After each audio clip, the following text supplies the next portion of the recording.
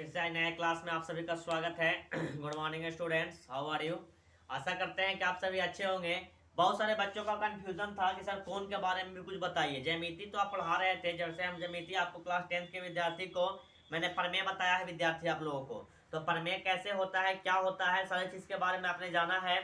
और भी कुछ प्रमेय रह गया है, मैं उसको करवा दूंगा क्लासेस में।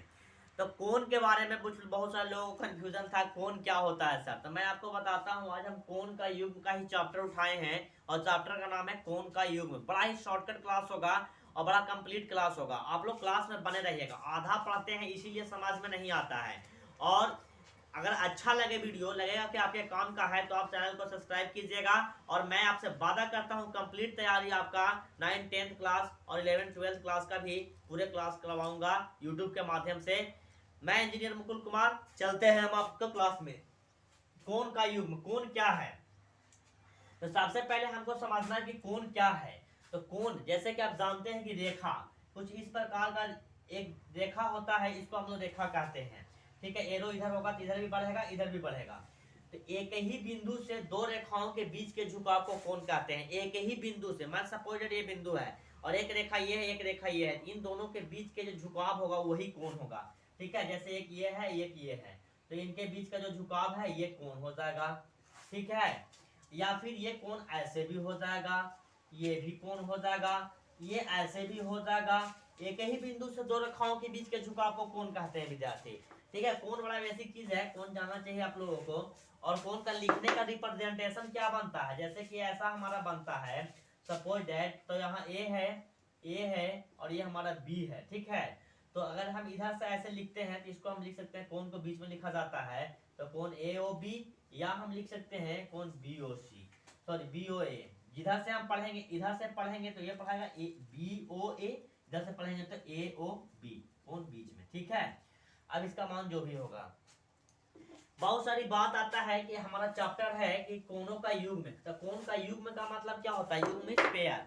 तो पेयर क्या होता है, थोड़ा सा इसमें इंक भरिए। तो पेयर क्या होता है भाई, पेयर मींस जोड़ा, पेयर मींस जोड़ा होता है। तो कह लंब पूरक कोण या पूरक कोण, या आपको 6 7 क्लास में ही पढ़े होंगे लंब पूरक कोण या पूरक कोण। ठीक है, पूरक कोण क्या होता है और लंब पूरक कोण क्या होता है। तो पूरक कोण पूरक कोण और लंब पूरक कोण कहता है कि इसका परिभाषा आप लोगों को हम अभी लिख देंगे। ठीक है, कि जब दो कोणों का योग 90 डिग्री हो तो वह एक दूसरे के पूरक कोण कहे जाते हैं। जब दो कोणों का योग 90 डिग्री हो तो वह एक दूसरे के पूरक कोण कहे जाते हैं विद्यार्थी। मान लिया जाए कि कोण ए प्लस कोण बी बराबर 90 डिग्री हो, तो ये दोनों आपस में पूरक कोण कहलाते हैं। ये दोनों आपस में कौन कौन कहलाता है, पूरक कोण कहलाता है, कॉम्प्लीमेंट्री एंगल कहलाता है। अब इसके बाद आता है समपूरक कोण। तो दो कोणों का योग 180 डिग्री होता है तो वह समपूरक कोण कहलाता है। हम इन दोनों पर विशेष में चर्चा करेंगे, एक बार सारे के बारे में जान लेता। तो ये हमारा समपूरक कोण हो जाता है, ये हमारा समपूरक कोण हो गया। ठीक है, आगे हमारा आता है आसन कोण। तो आसन कोण क्या होता है, तो आसन कोण हमारा होता है कि आसन कोण या संलग्न कोण कहते हैं। तो कहता है एक ही बिंदु से, मान सपोज एक रेखा है, एक ये रेखा है और इसी के साथ एक कोण ऐसे बन गया। तो यहाँ पर हमारा बिंदु O है, ये A है, B है, C है। तो यहाँ से कोण जो बनेगा इसका नाम हो जाएगा कोण AOB। और यहाँ से ऐसे कोण बनेगा, इसका नाम हो जाएगा कोण BOC, BOC। AOB और BOC, कोण AOB तथा कोण BOC आसन कोण कहा जाएगा।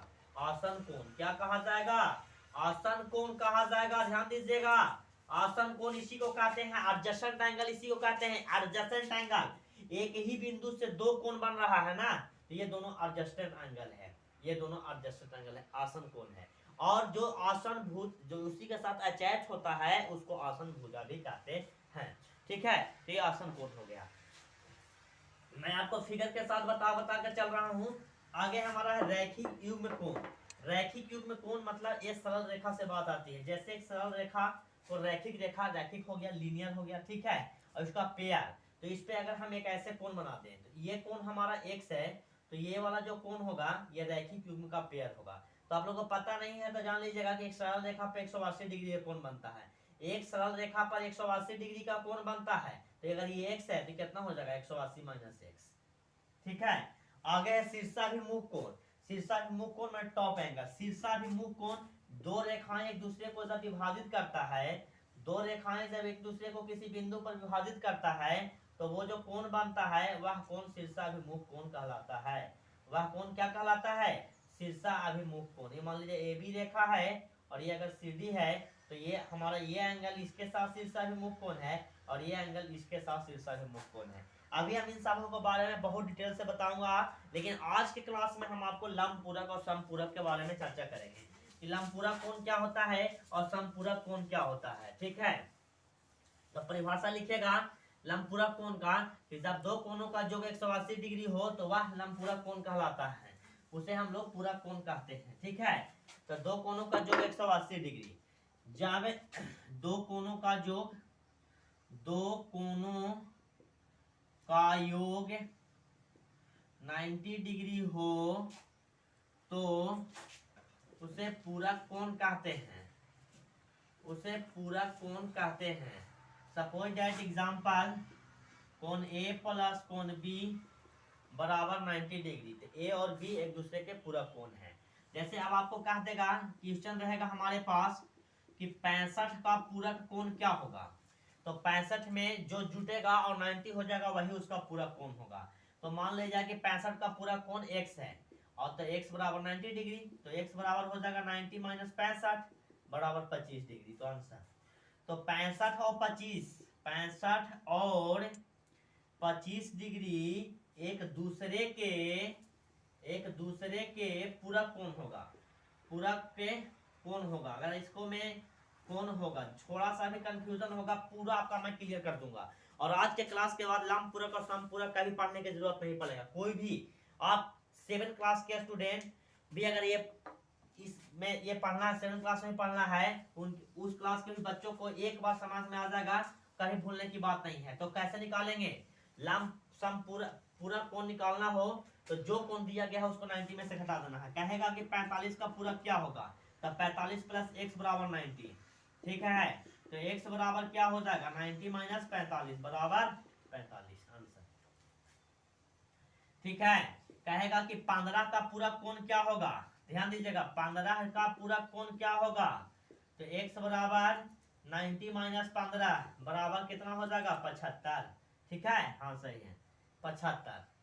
ऐसे कोई भी निकाल लेंगे पूरा कोण, आपको कहीं भी दिक्कत होगा तो चलिए, नहीं हो जाए दिक्कत, मैं आपको कुछ होमवर्क देता हूं, आप उसको निकालना है और आपको कमेंट्स करके आंसर बताना है कि इसका आंसर क्या होगा। तो लिखिएगा 58 का पूरक कोण, ठीक है, दूसरा 35 का पूरक कोण, तीसरा 47 का पूरक कोण, चौथा 85 का पूरक कोण और पांचवा आप बनाएंगे 30 डिग्री का पूरक कोण। ये 5 को निकालना है आपको पूरक कोण और हमको कमेंट्स करके बताना है आंसर क्या होगा। नोट कर लिए होंगे, तो आगे हम बताते हैं समपूरक कोण। समपूरक जिसको सप्लीमेंट्री कहते हैं उसको हम लोग सप्लीमेंट्री एंगल कहते हैं।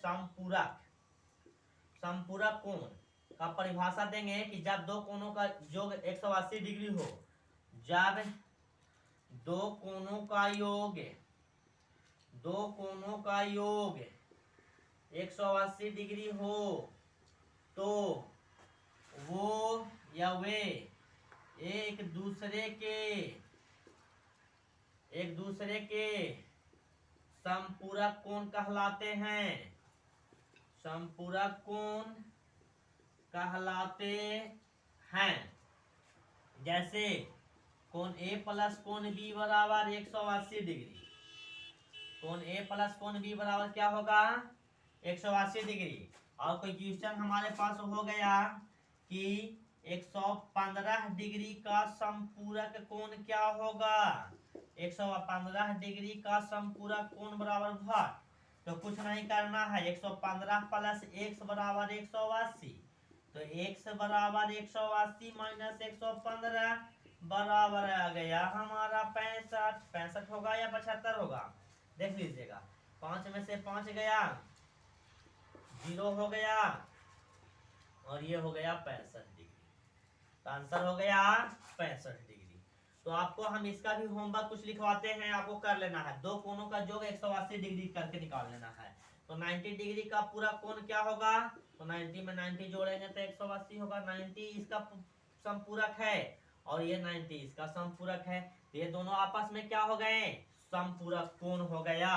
तो आप लोग को निकाल लेना है, होमवर्क लिख लीजिए। कुछ क्वेश्चन है, मान ले जाए आपको 95 का समपूरक कोण क्या होगा, 55 का समपूरक कोण क्या होगा, 135 का समपूरक कोण क्या होगा, 120 का समपूरक कोण क्या होगा, 150 का समपूरक कोण क्या होगा। इसका आंसर कमेंट्स करके आपको बताना है, ठीक है। बहुत बहुत धन्यवाद, आज के लिए इतना ही।